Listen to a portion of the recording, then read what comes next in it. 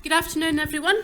I hope you all had a reinvigorating cup of tea and a sugar intake with some more cake. I'd like to welcome you all to this panel today, which is on outreach. My name is Jillian Sinclair, and I actually have two roles. My role, which is most pertinent to today, is I'm the Programme Manager for the N8 Centre of Excellence for Computational Intensive Research, in other words, N8CIR. My other role is a Research Engagement Manager in Research IT at the University of Manchester. And my role in respect to Research IT basically involves telling people at the University of Manchester what it is that Research IT do. And I think that's why I've ended up on this panel today. So what I'd like for this panel to do is look at the issues that surround research, communicating what we do to researchers. Without researchers, we wouldn't exist. Without us, researchers, in a lot of cases, would not be able to do their research. We provide an extremely valuable and well-regarded service to our researchers. We do the most amazing things in helping them enable their research.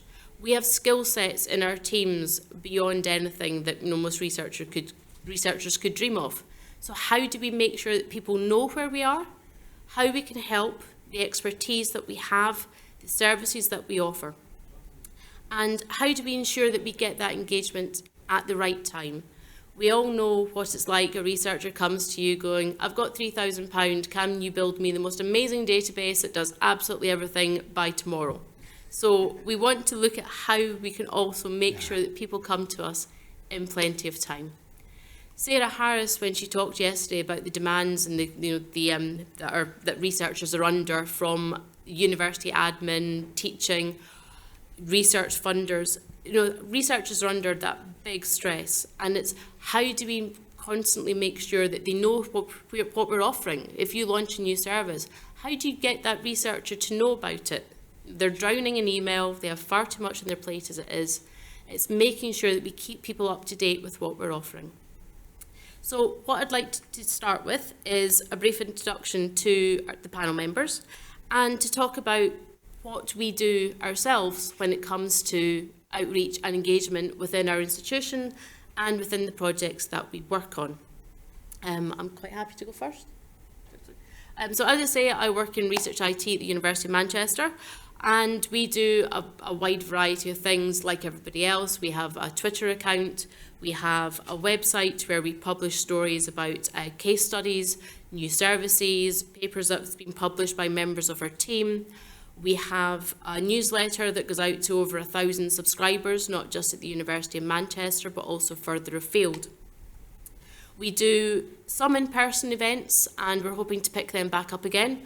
But one of the things we've done over lockdown is that we've held virtual drop-in sessions. So we've held, through Zoom, we've held drop-in sessions where people can come along anytime between 2 o'clock and 3 o'clock on a Wednesday afternoon, talk to a member of our team. And Anya, if anybody wants to know more about the drop-in sessions, please nab Anya. Anya's the person that runs them, and they've been a great success. So apart from that, I'd like to pass on to Ed. Thank you. Hi, I'm Andrew Edmondson. Everyone calls me Ed from the start of my surname. I'm sorry, it started when I was 9. I'm not going to change it now. I'm from the University of Birmingham. I lead the Research Software Engineering Group, which is part of Advanced Research Computing. So from an outreach perspective, there's two very different things and two kind of different strategies that we have. Our RSE work, our funded RSE work, like quite a lot of places, we're kind of full. So we've got lots of people doing funded RSE work, but we haven't got much spare capacity. So as far as outreach goes, we don't try very hard to tell people we exist, because we don't want to raise a whole load of people who we have to then say no to. And so word of mouth at the moment. The problem with that is you get stuck in small silos of the university and other people don't know about you, and the solution is for the university to employ about another 50 RSEs. So if anyone with power from Birmingham is listening, that's the answer. From advanced research computing perspective, we do a lot of things for outreach. We have a research engagement and data group as part of ARC, at least a couple of those people may be online at this event, so I have to be cautious what I say at this point. They do a great job, obviously, particularly since they're online. We run virtual drop-in sessions, like you were saying. We've been doing that through the pandemic. We used to do the in-person version of that. We have begun to do some hybrid events. In fact, this afternoon there was a coding club running at Birmingham where they were talking about R today, introducing people what is R, a case study of a researcher who uses R. Some people there in person, some people online. We do lots of training courses, which I think is quite common. Carpentries training, NVIDIA training, that sort of thing. And we go and talk to people one-to-one, and we have service desk tickets. And every time we interact with someone, in one sense, we're doing outreach, because if we do a good job, they'll tell their friends. And so we make sure we do a good job, let's say.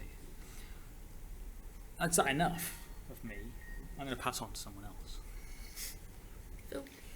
Hello everybody, my name is Phil Hasnip. I'm based at the University of York. I'm an EPSRC Research Software Engineer Fellow. Fortunate enough that we have 2 RSE Fellows in York, and so we team up sometimes. When you're thinking about outreach, I have quite a lot of hats to wear here. So I develop a piece of software called CASTEP, which is a computational materials modeling program. And we do a lot of outreach based on CASTEP and its usage. We do training courses nationally and internationally. In terms of RSE nationally, being an RSE fellow, we naturally get invited to lots of events. That becomes our way in to talk to UKRI and funders, and I guess ultimately government, second hand, third hand. Locally, we run a coding club for people in York, and we've also been involved. So a few years ago, I took on the role of departmental graduate training coordinator so that I could introduce RSE skills to all our PhD students within physics. And it's a job that no one else wants, so that's an easy one to take on. And it's a way that we can really tell everybody about research software engineering and the kind of things that we care about, because some of the things we might teach, for example, version control with Mercurial or Git or whatever your favorite one is, actually it's really useful for papers and for written work, not just for programming. So hopefully one day I will eliminate paper draft 3 May 21 _ Dave comment 9 and I will have some repository that we can just all know which version we're working on and contributing to. And the final thing, I guess, is I'm involved in the Exascale project, Excalibur, and I'm the knowledge exchange coordinator for that. And if you didn't know that, then that's part of my knowledge exchange. So I've done something already. Hi everyone, my name's Tom. So I work for the Science and Technology Facilities Council, STFC, and I'm the leader of the CCPM core team. What's CCPEM? So it's a collaborative computational project, and it's the one for cryo-electron microscopy. So for those of you who don't know, there are 19 different CCPs. They're all specialists in different scientific domains. Our one, we're really interested in taking extremely noisy two-dimensional images from an electron microscope and then turning them into beautiful high-resolution 3D structures of proteins, so we can figure out what nasty things like the SARS spike protein look like.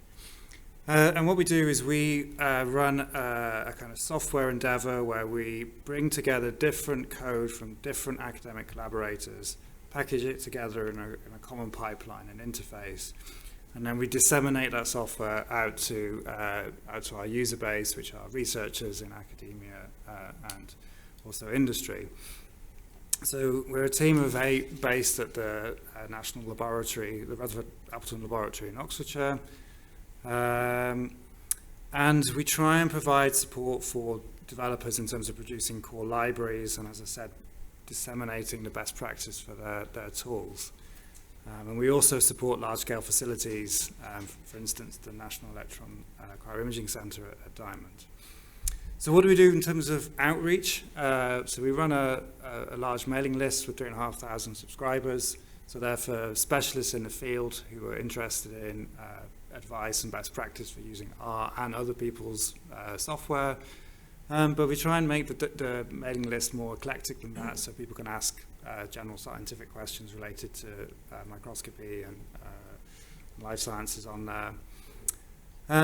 We also run an annual conference that in the old days before the pandemic, we'd get about 300 people. When the pandemic came, like everybody else, we jumped on Zoom, and we would get between 2,000 and 3,000 people tuning in. We are mandated to run a training program as well, so we organise at least 2 or 3 workshops, previously in person, now in Zoom, in the future hybrid. And then our group also teaches at many different events internationally as well, where we showcase our software and try and help people to use it. Okay. Thank you. Hi, I'm Simon Burbidge. I'm going to hold my hand up from the first session. I identify as an HPC person. So I've been in HPC really rather a long time. So I think I'm on this panel for one of the reasons to have a perspective of HPC over the decades, and a lot of the struggles that occur in the communication with your user communities and engaging with new users. And it's something which is a non-stop activity. You can't stop. You've got new users coming in all the time, so you just have to keep going at it. So I've been in the HPC field for ages in a number of different centres, in industry and in academia. I've fought for funding, I've fought for personnel, I, until recently, taught an introduction to Linux to like junior new people coming into HPC at university, which one of the best things to do. Really grounds you, teaching somebody right from the bottom up what HPC is about. So what I will say is that DRI is important. It's an incredibly important part of modern research, particularly science and engineering.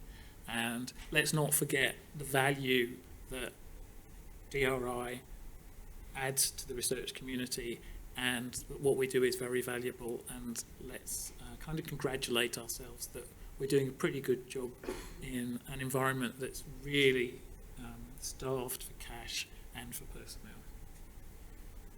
Thank you. We have 2 speakers who are joining us virtually. Which speaker do we have first? Do we have Derek? Yes, I'm here. Can you hear me? Yes, we can. Okay, excellent. So yes, my name is Derek Groen. I'm a senior lecturer in the computer science department at Burnley University, London. I am also the knowledge exchange coordinator for another one of those Excalibur projects from CVIA, which is a project that establishes a toolkit for verification, validation, and uncertainty quantification. A lot of my outreach expertise is actually in the context of EU-funded projects as well. So I've been part of Hidalgo's Center of Excellence project on global challenges, as well as a large project on migration modeling and on pandemic modeling, and also on another verification, validation, uncertainty quantification project that preceded CVIA. In terms of the kind of outreach that I've mainly done over the years, I mainly have been focusing a lot on getting users for all the kind of tools and software that we've developed within these projects. And very often I would organize hackathons to try and get people to use the tools with their own applications, tutorial sessions to sort of familiarize themselves with the various tools. A lot of ad hoc meetings or Slack interactions as well. And then sometimes also workshops or just presentations to have either higher level discussions or to communicate more the academic concepts. Yeah, I think I'll largely leave it at that, but of course I'm happy to answer questions later on.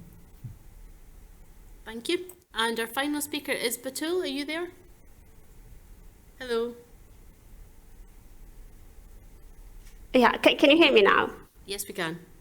Yeah, hi everyone, I am Batool Almarzouq. I'm a computation biologist affiliated with KMARC, which is King Abdullah International Medical Research Center, Riyadh here in Saudi Arabia, and the University of Liverpool in the UK as well. I'm probably the odd one here, so and with the least experience. I don't work with HPC or IT services, but more with about the perspective of the community practices, helping individuals in academia to embrace best practices in research. So I'm heavily involved with the art community. I'm part of the leadership team in Our Ladies, which is an organization that promotes gender diversity in the art community. I'm also one of the co-contributors to the Turing Way. If you're not familiar with it, it's an open source community-driven guide to reproducible and collaborative data science. So it mainly introduces open science without the jargon and using user-friendly way. I'm also involved with the education committee of the International Society of Computation and Biology. I advocate particularly for open science, its role particularly in the Middle East and Arabic-speaking countries. So we established what we call the Open Science Community here in Saudi Arabia a year ago, which focused on introducing best practices in research, including research software for students and academics in the kingdom. So in terms of what we do for outreach, I think similar to what Phil and Ed mentioned, we run workshops introducing R, how to use version control, how to use open licenses, how to use repositories, DOI, how to add metadata to your data, how to make your research more reproducible. And as I lead a community practice, it's all about connecting, sustaining outreach, supportive network, and improving practices. Yeah, that's pretty much me. Thank you very much. So it sounds but it looks like we've got two kind of groups on our panel. We've got the people who are trying to promote things internally at their own institution, and we have people who are trying to promote things on a much wider level across the UK, if not internationally as well. So we're going to have some very interesting perspectives there. So perhaps, Tom, do you want to say about how you promote things to people that aren't within your institution? How do you overcome that barrier of not having your own local internal communication channels to those people? So I guess our key external communication device is very old school, so it's an email mailing list. And that works because there's a culture in structural biology, which is the field of science that we serve, that has used these mailing lists as a knowledge exchange, well before things like Stack Overflow and what have you. And so as a result, if you're a new PhD student or postdoc joining a structural biology lab, if you're not already a member of the mailing list, you'll be encouraged to join it straight away. And that's very useful for us because it allows us to talk very directly to our community. So if we are having a new software release and want to tell them about the cool new things in the software, we can put it on there and we know we'll reach most people. Same goes if we're organising a conference or a workshop, we can highlight our work and tell people about it on there. So that's been very useful for us. We try and branch out and use more modern versions of social media, so we have a Twitter account and so on and so forth. But by and large, the mailing list is the key way to reach a very broad community. And then the other thing is structural biology is a relatively kind of, small and friendly community. So by going to the various international conferences and having a presence there, again, we can reach people and let people know what we're doing. I think that's one of the things that we hear from academics a lot of the time is that they're swamped by email. But what is the alternative? And for many communities, as you say, email has always been the traditional way of doing it. But are there other ways that people are beginning to get the word out? Derek, do you have any communication channels that you use to reach the external people? Yes, there are different ways, and during a pandemic, of course, it's quite difficult. I think in my case, because it's sort of tools and we're looking for users to take them up, it's very important that we have a user community that grows to the right size. But again, like alluded earlier as well, if it becomes too large, then we spread ourselves very thin and it's really hard to give support. But to reach externals, what we basically do is we organize special sessions during conferences and other events. So internationally, that can be academic conferences, but sometimes also HPC ecosystem conferences, like the Euro HPC Summit Week last week, for instance. And then we just try to make people familiar with what kind of tools we have and how they can potentially be useful.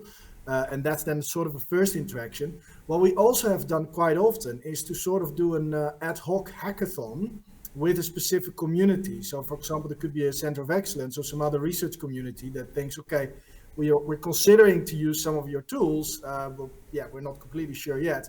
And then sometimes what we do is we organize a 1 or 2 day hackathon event online where they can join. And then basically we support them in trying it out with their applications. And well, on quite a few occasions, they actually take it up and use it going forward as well. In person, it's all a little bit different because these ad hoc hackathons actually are a little bit more difficult in person. So we have to be a bit more selective with them. But then again, people do engage a lot more with in-person events. So the kind of engagement from the users that you get is much higher. But it means that we have to be a bit more selective with, okay, when do we decide to go for such an ad hoc hackathon and when do we go for something simpler like just having a one-to-one chat. In general, what we try to do is be very bespoke with these things. And the other thing that I think James Moore mentioned as well is that, yeah, when we run hackathons, we almost always do it on Slack. And we do all our hackathons through the same Slack channel so that people from previous hackathons can also interact with the ones from subsequent ones. So, yeah, just a few thoughts from my side. Thank you very much. Batool, do you have any opinions on how you find email communications? Are you swamped by email? So we use email, but not really swamped by emails. What I found the challenge is Slack. So Slack is very, very effective. I use it in a lot of the communities that, like in the UK, but here people not use for Slack, for example. They find it a bit challenging. They don't know how to use it. Most of them, they would use Telegram or these kind of things, which is less organized than using really Slack. We try here when we do, to get the word out about our organization, we try to reach out to other communities as well that adopt any kind of element for open science practices. Let's say like the Carpentries, Women in Data Science, we collaborate with them. I think collaboration is very powerful in that sense. So you're not really onboarding new members, but also engaging the existing members with other community and providing that supportive network and that growth opportunity in that sense, yeah.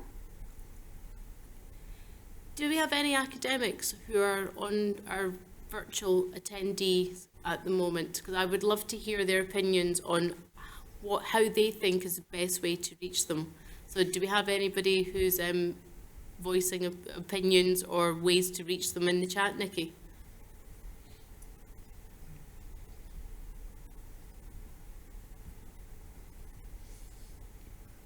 The first one that I saw, I think was it James, said Slack with a big exclamation mark, and then I've not seen anything else beyond that.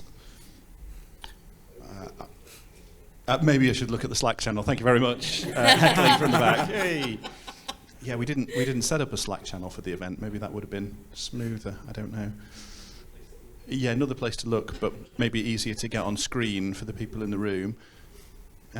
Sorry, are you anything else there, Marion, or is it just Slack exclamation? No, there are also Google groups which are used in Sheffield, and inductions, staff and student.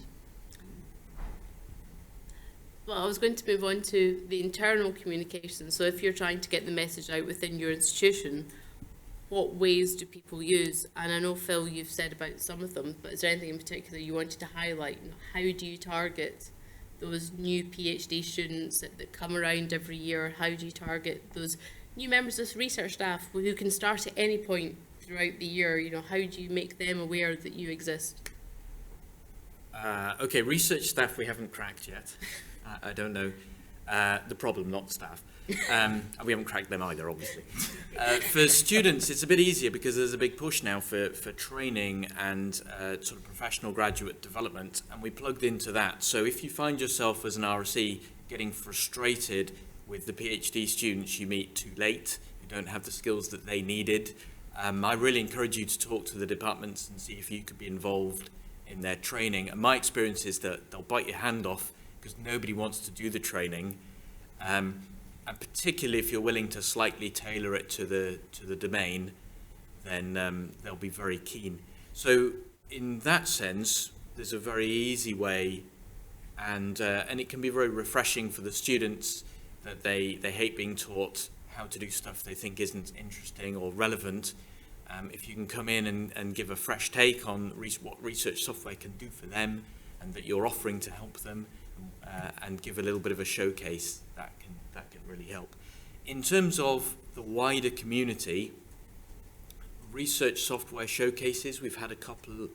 York Emma, who was here on the previous panel, has organised some of those. And we've had some really good conversations from that.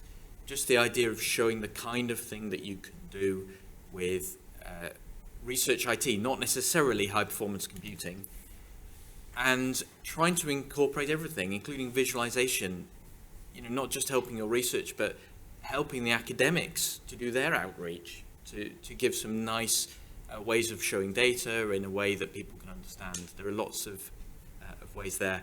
And people understand at some point they have to say what the impact of their research was, possibly in ref, if not other ways. And anything we can do to help there can be a big, it goes down well. I'm just making a note about research software showcases because that's a great idea. So, what I would love is for everybody in this room to go away today with a new idea or a new way or a new thought about how they were going to, do their outreach to their research community. I think that would be a lovely thing for the outcome of this panel today. So, Ed, do you have anything you want to add? Marion, Oh. question.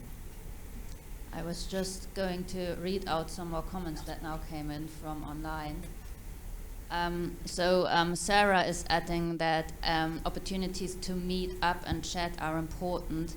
Having a name to put to an email makes a massive difference.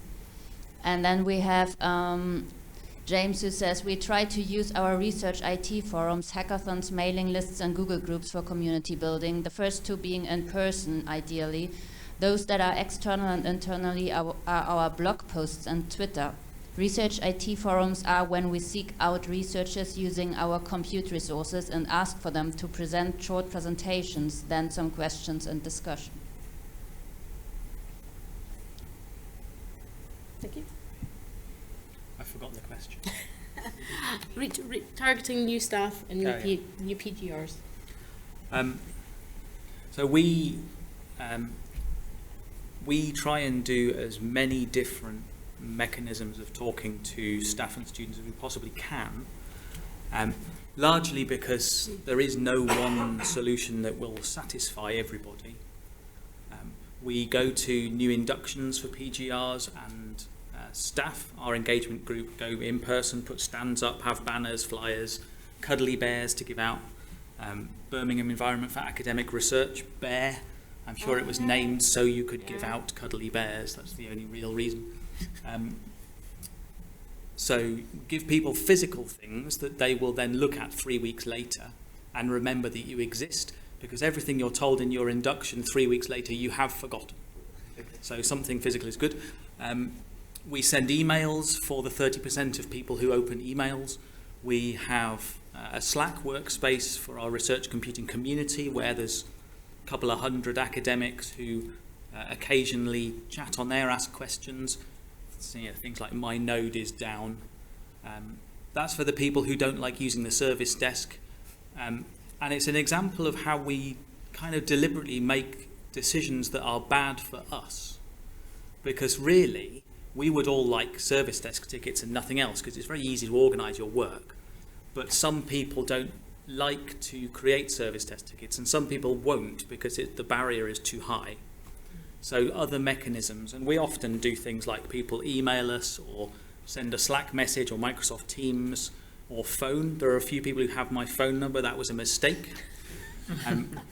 They contact us in all of these ways, and we often say, I have turned your question into a service desk ticket. Here is the reference. And then the rest of it happens. They think by email, we think by the service desk. But if you make decisions that are good for you, you won't be able to talk to everybody. And if you make decisions based on what you think you would like, if you were an academic, you'll miss half of the people. So we've got as many possible mechanisms as we can. We've got shared mailboxes that people in the team can access for incoming things. We have in-person drop-in sessions, or we will when they resume. And even that's a good example of something that sometimes you think this is a really bad thing. That question came into a drop-in session, which is like every 2 weeks. Could have been answered in 5 minutes if they'd asked a service desk ticket. But the person might never raise a service desk ticket, but they would be willing to come and talk to someone face-to-face. So having all these different mechanisms is, I think, really important. So Simon, what are your favourite mechanisms? All of the above. I think the last comment was really apt in that different people respond to different communication methods. So try and cover as many as you can without either getting yourself flooded with fluffy remarks from people or not reaching as many people as you want. I think that there are two levels of communication, particularly within an institution. One is the very easy but simple ones, like an email or somebody finding something on a web page or somebody making sure that your HPC centre, your centre, comes up with a Google search in your institution. But that's very low level information. It's just a kind of starter. So you can just send that out to thousands of people. It gives them a hook, if you like. I think the more valuable communication methods are the ones which are in person. So you get the opportunity at training courses. And the nice thing about that is that the people on the course put a face to a name. They've done the course, but they remember the trainer. And that's really incredibly strong link that lasts for years and years. And I sometimes do this training. Sometimes I'll get emails from somebody who's done a training course 3 years before because they remembered I taught them how to do the shell. Other events like we do a summer school. I've done that in Imperial and at Bristol, where you do a whole batch of training courses in collaboration with others in the university, domain specific or just general training, and then have a day where you're kind of showcasing some research, you're giving away some freebies, you've got some outside people coming in, you've got a free lunch. Those kind of social occasions work very well. And that also increases communication not between you and your centre, but between the users of your centre as well. So there's a lateral connection. I've seen quite often where you get somebody from biochemistry and somebody from biological sciences who discover they're doing something quite similar and they happen to meet over a sandwich and now they've got a research collaboration. And that's a really good outcome for the cost of a sandwich and a drink. Funnily enough, we're doing something quite similar at the University of Manchester. For those that don't know, Manchester only in the past year or two has rolled out Microsoft Teams. Some people love it, some people hate it. But what we're doing is, this has kind of been spearheaded by Professor Dave Topping, who's an environmental scientist, and Rob Haynes, who's waving somewhere. Rob Haynes, who's the head of research IT at Manchester.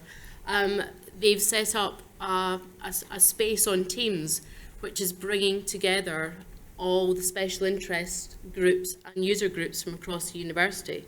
So we'll have groups, we've got a GPU group, a Julia language users group, we're going to have an RSE group. So it's as you say, it's bringing together all those people who have something in common but are in completely different faculties. And the size of the University of Manchester, it's very, very easy, as you said earlier, for people to be siloed, for people not to meet anyone outside those groups. So at the moment, that's all in Microsoft Teams, but those groups are beginning to organise meetings, and we're hoping that, over the next couple of months, that will transpire into actual physical face-to-face meetings, which I think the research community of Manchester is definitely looking very forward to. A really good way of linking those together, you've got those separate kind of special interest groups, is to have a kind of an event where you're putting all your training sessions within 2 or 3 days and have them all have lunch together. So you mix them all up in another way as well. I've now got a very long to-do list from this session so far, and we've hardly started. But no, that's a really good idea. Does anyone, Marion, and after Marion, I'm going to throw it open to the audience. So if anyone has any other communication mechanisms they want to tell us about, please do so. Marion? So online is currently a little conversation going on about how to engage PhD students as soon as possible. And one suggestion is get mentioned at PhD supervisor training and have a good relationship with your graduate school. And then the follow-up question of that is, does anyone do anything to ensure PhDs get engaged via their confirmation review?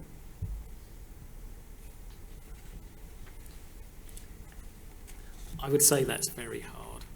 PhD students won't engage until they need to. That's because they're so busy, and that is fair enough, but proactively it's quite difficult to get them to be involved, so have information where they will find it when they go to look.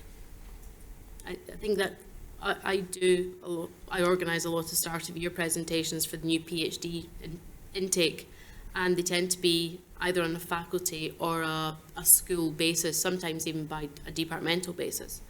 And I know when I'm talking to the brand new PhD students, it might be their very first day at the university, and they are literally like rabbits in the headlights. And I know they're not going to remember 99% of what I say, but as long as they remember that we exist and they have our contact details and they know how to get in touch, that's really the most important thing. Because as you say, they don't need you then, but 3-6 months down the line, when they do need you, it's getting them to remember. So we try and sign them up to our newsletter or our mailing list, or just some way of keeping in contact with them over those first couple of months, so when they do need us, they know where to turn to. I think that's a really good help.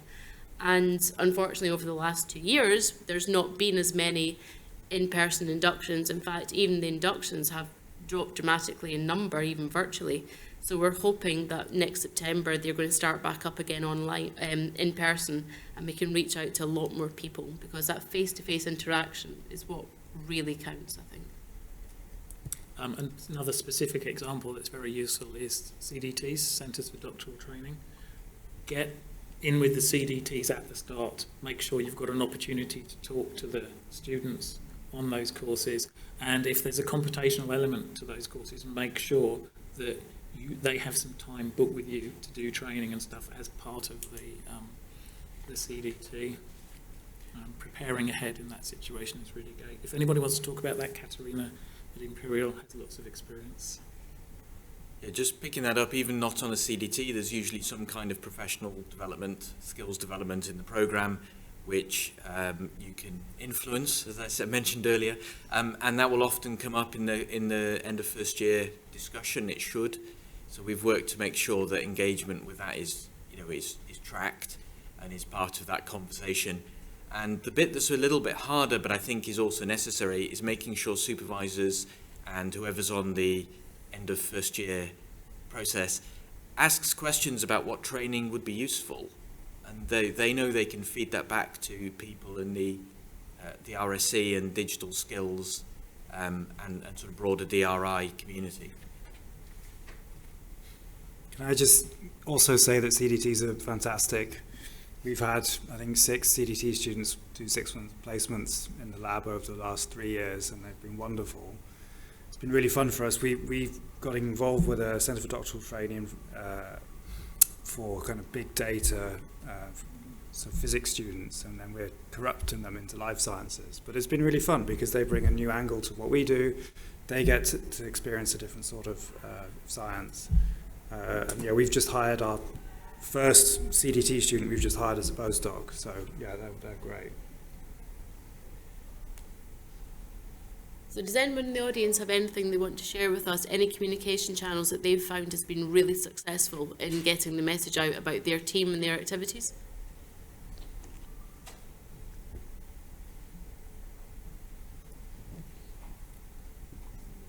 As Simon prompted, so we sort of hijacked the graduate school at Imperial. They were keen. They wanted to offer relevant content to students, and now we probably are about half the output they have, at least. And well, graduate schools are traditionally a slightly different type of skills, but don't be afraid, talk to them and see what may come out of it.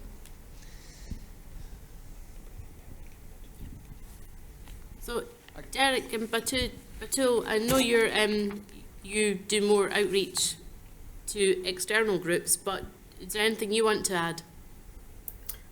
Yes, from my side, very briefly. So the main method of communication with PhD students, I mean, aside from an informal chat here and there, which was a bit more common before the pandemic, is that in our case at Burnell, they have an advanced, they have basically a research methods course. So I give one of the lectures there, And during that lecture, I have about an hour to 2 hours to actually cover things quite in depth with the students. And I can tell them about various software tools, hardware infrastructures, but also basically how not to waste their time, on computations, doing whatever they want to do with in terms of computational research. So that's really a good opportunity from my side to sort of make the students aware of that.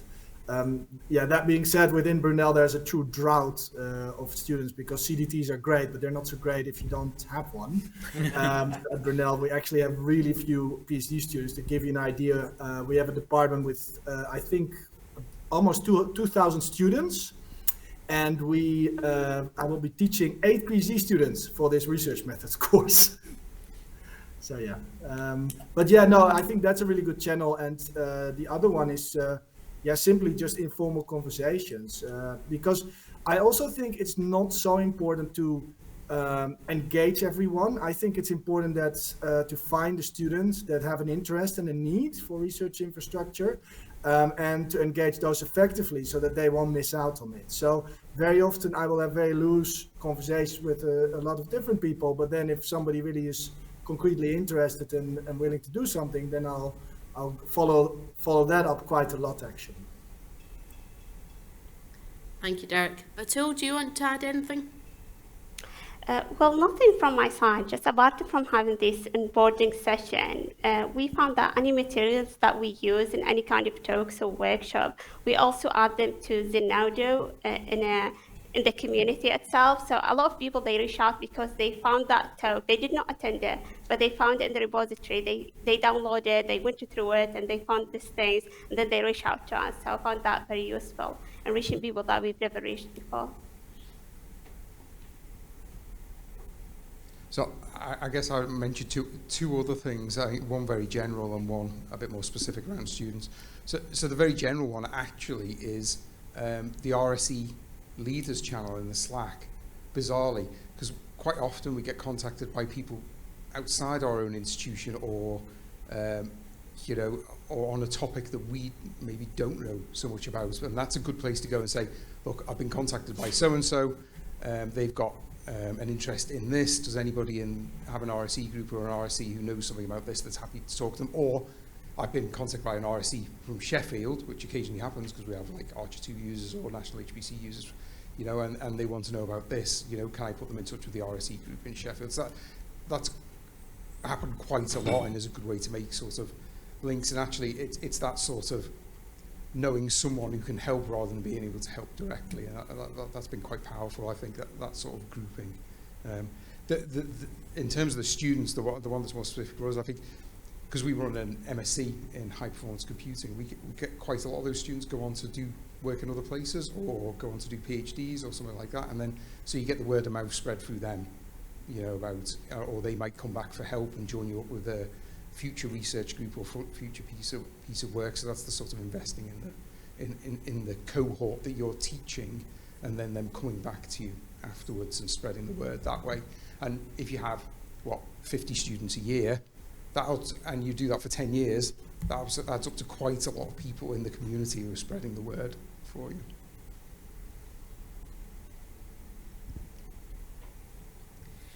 So we've heard about a range of ways to get your message out there, but whose job is it? Who's responsible for telling people about the activities, about the services, about what you do? So how much is outreach part of everybody's day-to-day job, whether you're an RSE or an RIE? Phil? Well, I do think that some aspect of it is all of our jobs. I think if you, we might not think of it as outreach, but even an academic is expected to publish papers and tell somebody about the work. The days of sitting in an ivory tower and just doing something you're interested in and never telling anyone are gone. Some say sadly, but we wouldn't be gathered here today if we weren't interested in talking to each other. I think it's worth having it in your mind. What are you really doing? How would you explain it to somebody, when we get on the train, if we sit with somebody we don't know, how would you explain what we've just been doing this week to them? If you can explain what you're doing to somebody you just meet on a train, then you're in an excellent position to tell people with perhaps more domain knowledge and more skills and closer to what you do, and to enthuse them and to share that. So I think that's all of our jobs. I don't think we necessarily need a person who does the outreach. Some people will enjoy it more, and some people will enjoy particular forms of outreach, just in the same way that some lecturers love lecturing, some love the small group tutorials and things. Doesn't mean some academics get away from lecturing, but some of them don't do tutorials. So I think it's about a mindset that we all need to think about. Why are we really doing it? Why do people really care? Why do we think they should care? And why do they actually care? And communicating that in a clear way. If you've got that, the actual outreach will come very naturally. So, Tom, do you have a day job as well as doing your outreach? I think it's part of the day job. I mean, it's stipulated in our core funding, and it's in our job descriptions, actually. That's great. That we have to provide training and support. And I think that's the strength of the CCP, or at least in how our one is configured, because, yeah, if people aren't aware of what we do, then they might not use our software at all, let alone use it properly. So, Derek, how much of your time do you spend on outreach? That fluctuates a lot. Depends on whether we just had a tool release, for instance, or another major event coming up. Sometimes it can balloon to about half of the time, and sometimes it's just 1 or a few % of the time. I think also I'm not always the best person to do certain pieces of outreach. And I don't necessarily think that outreach is a must for everyone in the team, but I do notice that a lot of people have certain strengths when it comes to outreach. So in my case, I think I deliver a decent talk, for instance, and I'm a good improviser. But if something has to be very thoroughly prepared, there are actually other people I know in the team who would be better. And also there are quite a few research fellows that I know, for instance, that are really good in one-on-one support and manage to do that in a very patient, rigorous, and systematic way. Other people are much better positioned as part of a discussion or to contact new people. So I think the main thing is that if people have a strength in outreach, even if it's something very specific, it's very important to position them there, because first of all, it helps the outreach overall, but second of all, it also gives people involved more confidence, because they get more contacts and they get more successful engagements, and it helps their own career as well. So, Ed, do you have someone in your team whose job it is to do outreach, or is it shared throughout the team? So we have the research engagement and data group who do a lot of the sort of event-based outreach and going to inductions and meeting people for the purpose of outreach. And then we have a lot of other people who do user support. And I like Derek's point that different people are good at different things. I mean, I manage a team of 10 RSEs, and I'm very keen on the idea of emphasizing people's strengths. So if you think outreach is a strength of someone, then you can really kind of emphasize it and get them to do it. If you think outreach is something people will struggle with, but they're really good at something else, I'd get them to do the other thing. Because why make people operate in their weaknesses all the time? That's not good for anyone. If you can manage to juggle the work so that the people who are really good at the face-to-face outreach do the face-to-face outreach, I think that's good. I think that a key thing in this, though, is that user support. You have to do it well, because every time you annoy a user, you're going to have to do something really well like 20 times to win them back. So communicating well and being timely and so on. And when it does go wrong, and it does sometimes, taking that really seriously and putting the time in to try and repair that relationship with the user, rather than just going, oh well, lost another one, chuck them out and move on to the next. Tempting as it may be. Yes. So, Simon, do you have any examples of when things have gone wrong? That you want to share? We can take this out of the recording later. Numerous ones. it can be simple mistakes, simple lack of understanding. Everybody's human. Whenever you're responding to a user query, it can go wrong. And certainly at a higher level, if you're talking to a department head or something, if you're in a director role or something, that can go very wrong. But it's building up a long-term relationship, which is important. So I think one way to ameliorate things when they do go wrong is to have done some work beforehand. So something I think was important in my roles was making sure that I went to talk to department heads, to talk to faculty heads, try and get invited to the occasional faculty meeting or departmental meeting, just to give a little presentation about what you do. It doesn't matter what's in the presentation, it's the fact that you're there and talking. You get lots of feedback from them, and that's a good way to get your facility on the agenda of the people in that department, and then they will talk to all their friends. I've had a couple of times when it's gone really bad. One time when we were running hardware for a particular department, which they'd bought, and we ran it for years. The equipment was bought with a certain amount of warranty, and we did say, when you get it, like, we'll keep it for as long as we can, but if the computer room gets full, then we're going to have to retire stuff eventually. So it will be the oldest stuff that goes first. So that happened, and one particular researcher just went ballistic about it. And there wasn't much we could do, because we thought we'd covered, we'd covered all that in advance, and they did know, and it was older equipment. But in the end, what we did was, like, they had their equipment on a special queue. What we did was we kept that queue, but put that on some other resources which happened to be shared, and said, look, here's some more resources, you can use those. And although it wasn't exactly what they wanted, it was halfway to kind of saying, well, okay, we've really upset you, we're really sorry, and we've learned from our mistake by not putting it in writing to you, but here's a gesture. So do make a gesture, do be extra nice, do unfairly favour those people if they've been hard done by, because the investment will come back.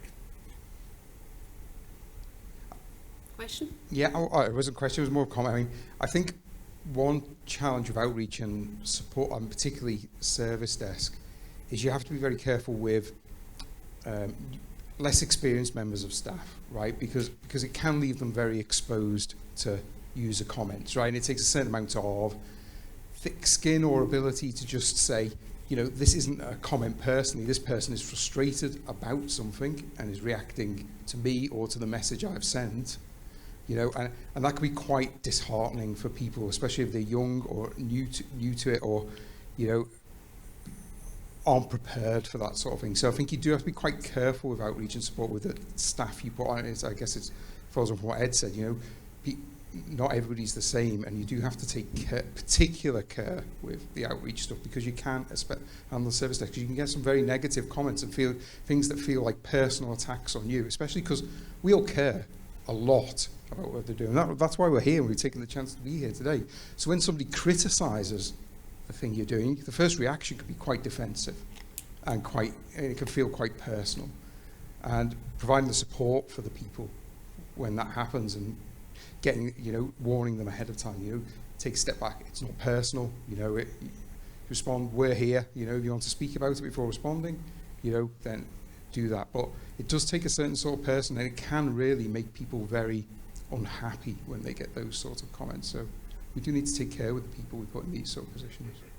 And not responding in kind. And I would suggest, as a group, have some pastoral care within your group to deal with situations like that. So support your colleagues when they have difficulty, even if they just want to talk about it, you can give them your views, guidance, or even take over the relationship or the ticket from them if that's appropriate. It's a team thing as well. Yeah. Yep, there is a comment on this discussion online saying,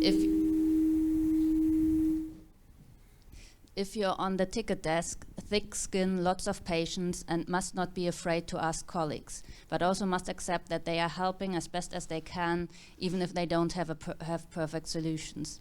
Worth looking into red versus green conversations and being careful with phrasing tone. I don't know whether on the ticket desk you can mark conversations into how bad they are or what's...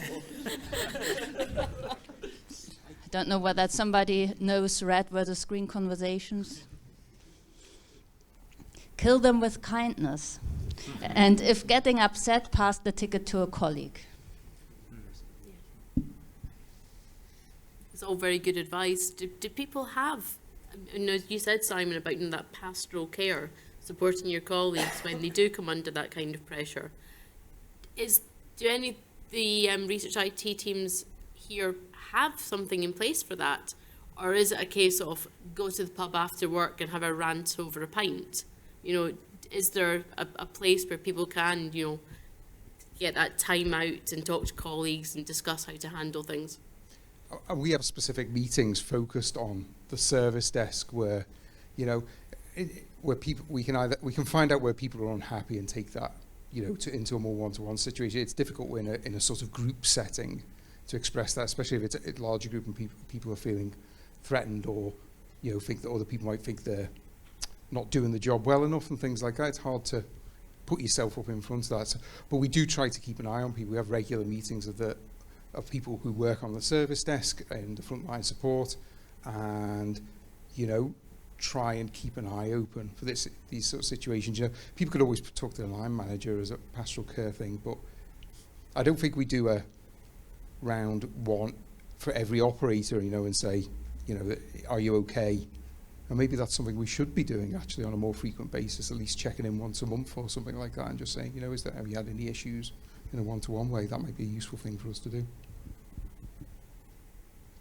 This leads quite nicely into something else we wanted to cover in the session, was about dealing with misconceptions. So, have people came across examples of where researchers went, oh no, you don't do that, you do this, and you're having to kind of fight against, well, not fight, but try and persuade someone that their entrenched opinion of you is not actually correct. Ed, do you have any examples? Yeah. I heard a nod there. Yeah, very, very audible nod. We have some very busy academics who realistically I shouldn't expect to be on top of the information about what we offer. And sometimes they intersect with the verbal academics who tell everybody else about what we offer. And so the sort of, on our Slack channel, we had a question today saying, I know you don't offer this. How can I get it? And one of my colleagues replied saying, very politely, well, actually, we do. I was in a management meeting recently where somebody said, it would be really good if you could do this. And I was able to say, well, we've got open on demand. But for like 2 years, they've been telling everyone in their department, we don't have a thing like that. And that happens all the time. The biggest example of this misinformation has been, we recently retired our sort of sync and share Dropbox-alike service that we've been running for a long time. Because we got Microsoft Teams as a university, so we said, well, we'll use that. So Bare Data Share is being retired. That's the message, okay? You all know the message. The message is not, Bare is stopping. However, quite a large chunk of the med school seemed to get the message that all of Bare's services were going away. And trying to stop that rumour has been so much harder. The news that Bare was going away spread so much quicker than any good news we've ever told anybody. Oh dear. And our engagement group have been going around telling people, no, it's just data share, sending the emails, doing everything, but you still meet people who say, I don't know where I'm going to put my data because I know your service is stopping, isn't it? No. People are busy, people don't always read their emails, they don't listen necessarily, and they do tell their colleagues if there's something interesting, which normally doesn't include things like, there's an HPC service. But if you're using an HPC service and it's going away, that's very interesting, and they'll tell everyone. Batool, have you had any examples of this? So, in terms of, because we are not like an institution but a community of practice, one of the many conceptions that we do encounter is misconception about open science itself. So there's this assumption that open science means everything is open, people stealing your data, or like there's no business model that can be built from open source softwares, all these kind of things. So we try to correct these kind of assumptions. Illustrate the difference between failed data and open data, and how open materials, data, code should include open license if you intend to make it open. So we try really to explain these kind of misconceptions at the beginning of any talk, give examples, because this is one of the frequent question that we get in any talk that we present. We try to explain potential benefit, like improving dissemination, visibility, impact of research findings, especially for researchers who struggle to publish in high impact factor. And I think researchers feel a sense of empowerment when they receive some kind of benefit of open science. And if I speak about Arabic-speaking country in particular, the research system here are relatively new in Arabic-speaking countries, which potentially can make it easier to incorporate these open science principles rather than shifting an established system like in the West.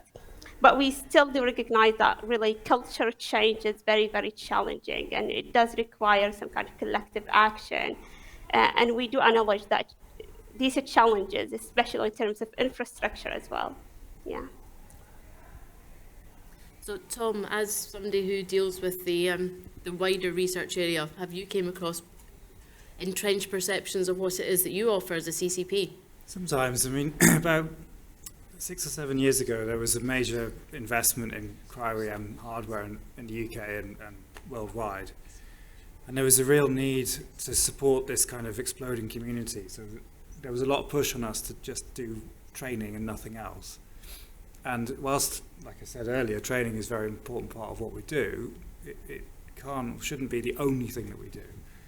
So we had to kind of make it clear to people exactly how much training was sensible for us to do to allow us the time to do the other things that are part of the project. And so we had to set expectations, have a clear mission statement of what we should be doing and how much training should be part of that. And then the thing that I found really useful was sort of keeping track of exactly how much training that we'd done, so we could demonstrate, look, we've done all these different training events, so we are fulfilling this, and that's a reasonable amount of training given the size of the team. So yeah, that's the one thing that springs to mind from my side. So does anyone in the audience have any examples of misunderstandings about their team and what it is that you deliver? Do people not understand what research IT is, or advanced research computing services? Do people think that you do something completely different from what it is you actually do?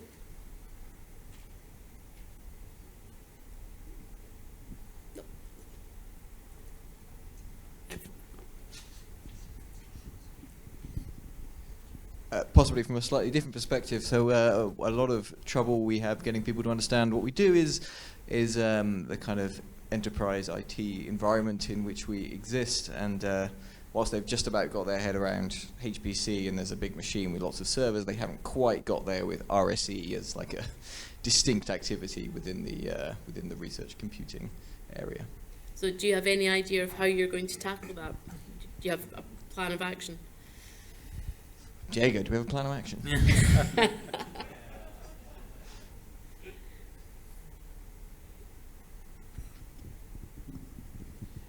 So following on from that, I think that there's a particular type of user, I'll classify them as a male, mid-50s professor with a beard, who believes that the service, sorry Ed, who believes that the service exists simply for their use. And they're the ones that really can cause the problems. And particularly if they're local, they'll just apparate in the help desk office and berate people. And I think there's huge misunderstanding there, but that's kind of their problem, not ours. And I think the only way to deal with this goes back to what Andy was saying, is through humour.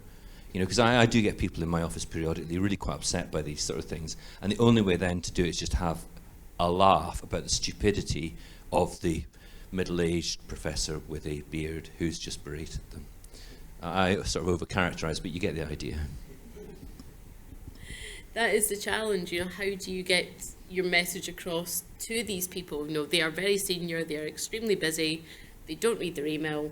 So how do we, as you know, RIE professionals and RIC professionals, get that message across and make sure they know what we're offering, what our new services are, what we now do, what we don't do, what's changed. So I think that, I mean, I've been in user engagement now for, I think, about 20 years, and it's still a problem. We have many more communication channels, and we still have the same problem. You know, you can use as many as you want, but how do you actually get that message out to people?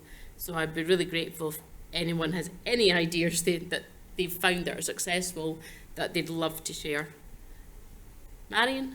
So from the online people, there's some who have the same problems and say there's definitely some confusion between services like the research data management service from the library and the wider offer from the research IT and storage infrastructure and so on. And another participant says some people do believe that they are the only user and expect you to do everything for them immediately. How to deal with it? Being very assertive but not rude. I'd actually like to ask a question to the panel that leads on from that. Is there a line at which you'll turn around to academics or service users and say, actually, no, you pushed it too far, we're not working with you anymore? Oh. Who would like to take that one? Okay, I'm the oldest, I suppose, so have I actually ever done that? Certainly with, a very difficult postgraduate. We suspended their account because they were just being so difficult and so awkward and unhelpful. And that actually was the right thing to do because they went and then complained to their supervisor. And the supervisor came back to me and complained very loudly. So I then went and had a chat with the supervisor and explained the situation. And they were reasonably understanding about it and in a very nice academic way said, well, okay, there's a problem here, what can we do to resolve it? So got the supervisor on side to help with the researcher. It doesn't happen very often, and we reactivated the account and they were quite a lot more cooperative after that. But yeah, you have to be tough sometimes, especially if they either are taking up a huge amount of your time unnecessarily, or if they're actually being positively rude to your staff or destructive in some way. But I guess that's the situation in any discipline. You just have to deal with those particular very difficult situations. Derek and Batool, do you have any examples that you'd like to share?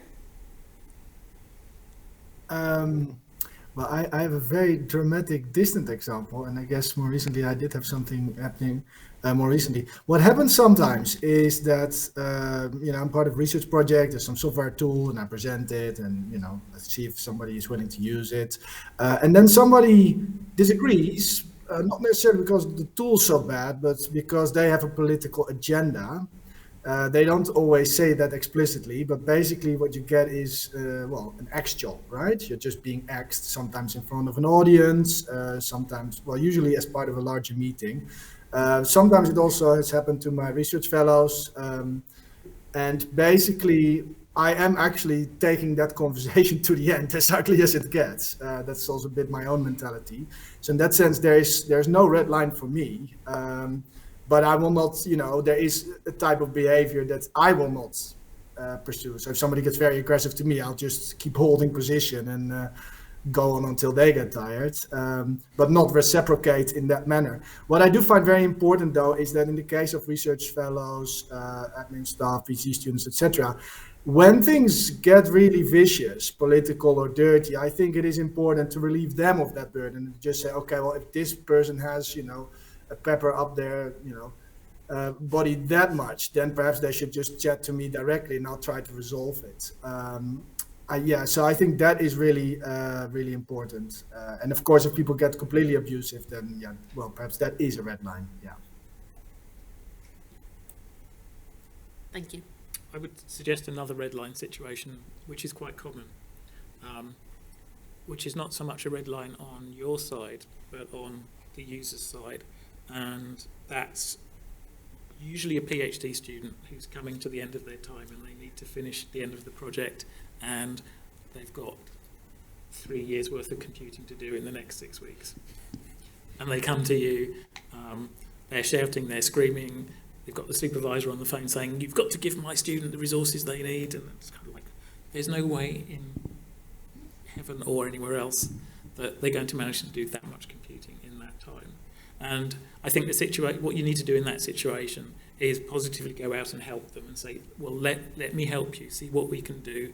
Clearly, we can't alter the laws of physics in order to enable you to finish your project according to this deadline in the way you want to. Let's work together and see what we can work out to do that will enable you to get some kind of result, and you will get something handed in on time.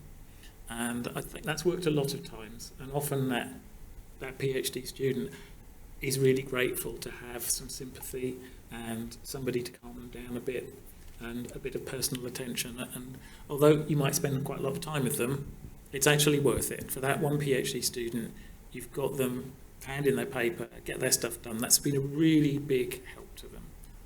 And I think that's worth it. That's what we're here for. Nice end. Have a positive note. Exactly.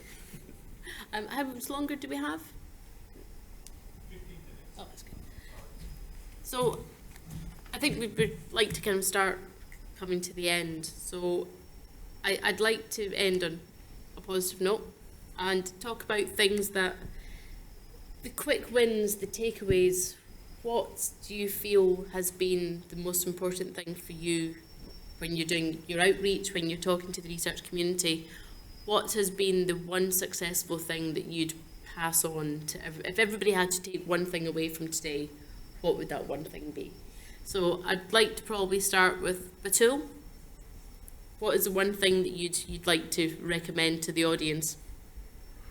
So personally, I was really inspired by the communication. We were talking about like the communication style sometime, and I was inspired by the Carpentries, these kind of communities, how they have some kind of code of conduct, how to make like the environment very safe for participants, how to make documentation also for newcomers who want to contribute or want to ask about service. There's some kind of documentation that's very, very easy to read and contribute to it. So I think that's very, very important in that kind of communication. Yeah, that's pretty much from me. Yeah. Thank you. Derek? Yes, I think one experience worth sharing is about all the hackathons. So in the VECMA project, over 3 years, I think we organized like 8 or 9 hackathons. Initially, we would do periodical surveys to the users about, okay, what do they like and not like about the software? And the response rate basically went down as time progressed. But then about halfway in the project, we realized that actually, well, if we just invite people to the hackathons, we help them in a very bespoke way, all of them. And then we just ask them for their opinions during the hackathon. Nobody sees it as a barrier. So when you send people on the survey by email, there's clear survey exhaustion, and even the most keen users will stop responding after 2, 3, even one-page surveys. They just don't care anymore. But if you ask them during a hackathon, you will get a lot of useful feedback, and you can collate that as well. And even if you do a survey during a hackathon, you'll find you get more responses than if you do it outside of it. So I think that part is very important. And the other thing is to, when organizing hackathons, it is very useful to engage users repeatedly, because that really helps them to get much more in depth with their material. So I've had very positive experience around that. The other thing that is worth mentioning is sometimes when you do a piece of a tool or a piece of research that's particularly relevant to society, sometimes actually broadcasting it to the public at large will also cause students and other collaborators to contact you spontaneously to work directly. So that was also quite an interesting experience. So regarding your hackathons, I know there's some other people here have also organized hackathons. How much time and effort does that take? Well, if you do them repeatedly, then actually the amount of effort in preparing them becomes less, because at some point you sort of know, like, okay, this is the scheme, this is how we set things up. Online hackathons were particularly easy for us. It's basically a handful of emails, and you have to reserve 2 or 3 days for the hackathon itself. That being said, online hackathons do bring less engagement because people are not physically in the room, so they tend to have other meetings and be distracted. For the physical ones, it's a little bit more work, but at the end of the day, if you keep it very informal and you basically say, okay, we provide for some food and the rest you can basically arrange yourself. We can cover, some costs here and there. If you keep it very informal and small, then it can be quite low effort, actually. In terms of person weeks, I think we've done hackathons with like a person week of effort or something like that. So if people were interested in running a hackathon at their own institution, would you be willing to share your expertise? Absolutely. I mean, in the past, I also did very scientifically oriented hackathons, like paper hackathons. It's about 5-7 years ago. But now if people want to know, my experience with that, I'm happy to share that. Absolutely. That'd be great. Thank you. Ed, what would you like people to take away? I'll tell you 2 more things that I haven't said, and one thing that I've heard that I'm going to take away myself. How about Excellent. that? Deal. One thing we do is we publish an annual report for the Research Software Group, which takes a little bit of effort. It probably takes about a person month of effort, but spread over 10 people, that's not very much for any individual. That creates a nice looking document which, when we're all back on campus and everyone's doing stuff, we can leave all over campus on coffee tables. But at the moment, it's useful because our management in IT services sees it, the PVC sees it, senior academics see it. They don't read much of it, but they see that it exists. And so they're thinking about it when they might not have thought about it before. Another thing which I meant to mention earlier, we run a PGR conference at the university. I guess under the principle that people will do things if it's of benefit to them. So PGRs can come and present their research or a poster and interact with each other and talk to each other. And you may get a PhD student to come and present where they can say, I presented this, where you might not then get them coming along to anything else. And the thing I'm going to take away is a comment Simon said earlier, which is co-locating, for example, a bunch of your training courses and making everybody have lunch together. I like that idea. So I'm going to take that away, because the dream is person from that department meets person from that department and they win a Nobel Prize. That's what you want. So we'll get them interacting like that. Oddly enough, that is also something, Simon, that I'm going to take away as well. Once we get our new team space set up with all our special interest groups and our user groups, I'm going to try to get them all in the same room in person and get them all talking to each other, because I think that would be a great way to launch our new site, our new umbrella site for all these organisations. So thank you for that. Phil? I think the best outreach is when you don't do it, when satisfied customers, so to speak, go and tell other people. That can be hard to engineer, but it's the enthusiasm of someone who's really, really keen and on board with what you're doing. Your champion. Going and telling them out, telling other people, that's great. I just need to work out how to get more of that. So in terms of engagement, we have a lot of embedded RSEs, which is great for engagement in the departments that are embedded. It's less good that we don't have an RSE group for our RSEs to talk to each other. Yeah. So having a Slack channel and having a coding club that all the RSEs kind of chip in on and help organize and help doing that has been really useful for us. So that's sort of our outreach within the RSE community, if you see what I mean. But that's been very fulfilling, and just realizing the huge range of skills and talents that people have, and people are very willing to share that. Tom? I guess my thing on this is, when we do these external conferences and workshops, it's tremendously rewarding, because you get to see in our case, our software being used by our end users, and we get to feel hopefully they enjoy using it, but if they have problems, then they can feed back to us directly. So these are really worth doing. But I think my kind of piece of advice that I found very useful with these things is making sure that you collect the metadata that associated with these events, because it's much more impactful to funding bodies, your department, etc., if you can expand on, rather than just saying, I ran a conference and 2 workshops. It's much easier nowadays if you collect the metadata and you can say, okay, we trained 200 people in the last 2 years, and these came from Manchester, York, Cambridge, Oxford, wherever. Or if I ran an online conference and we had, 1,700 unique views and people watched on an average of 5 hours, and this means we've trained this number of people.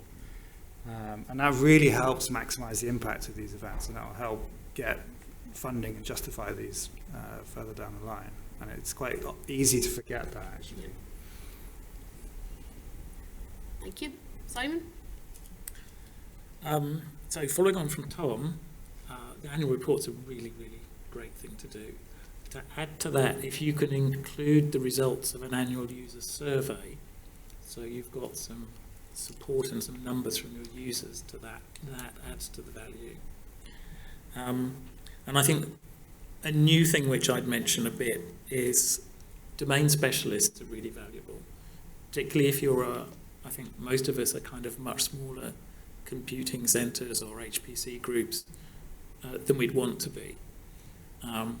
One of the ways that you can leverage more manpower is to go out into the department and actively seek out people who are HPC geeks, who really like the computing. They're usually going to be postdocs or something like that, and they're willing to spend extra time doing HPC or computing. So focus on them, give them lots of TLC, get them to be the expert in their group, and then they will be your champion within that group, and they will be able to spread good news to the other people in those groups, and also be able to help the people in those groups who aren't nearly as good at doing the computing and act as a kind of second line user support for you. So put some investment in selected people, and that would spread the benefit and the love across the larger community. And if you take it to an extreme, actually get posts which are half funded by a department or a group and half funded by HPC, and have them in your HPC team, but have them a specialist in a particular domain. So you're really cementing those two things together. So, your computational chemistry and your HPC become actually administratively linked, if not more. So do we have any final questions or comments from our online audience? No, it doesn't look like it. I'm waiting for a moment. We're just having a little discussion about hackathons and so. Derek might be busy. Nothing new coming up. Okay.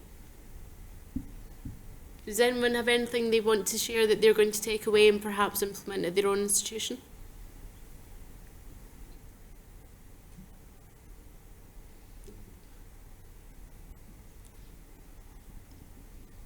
Hello, I'm definitely going to try to implement the annual report. I think I've seen yours, the one from Newcastle, and they are amazing.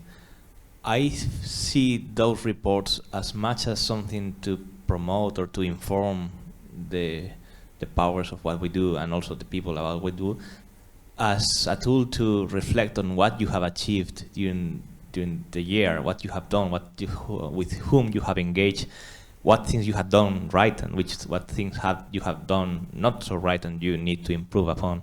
So I think it's an excellent tool, and definitely something that any group, as small or big as it is, any RSC team should try to implement and to put out there so other RSC teams can learn about how this is done and what things can be done and can be achieved within good organization, good resources, and good planning.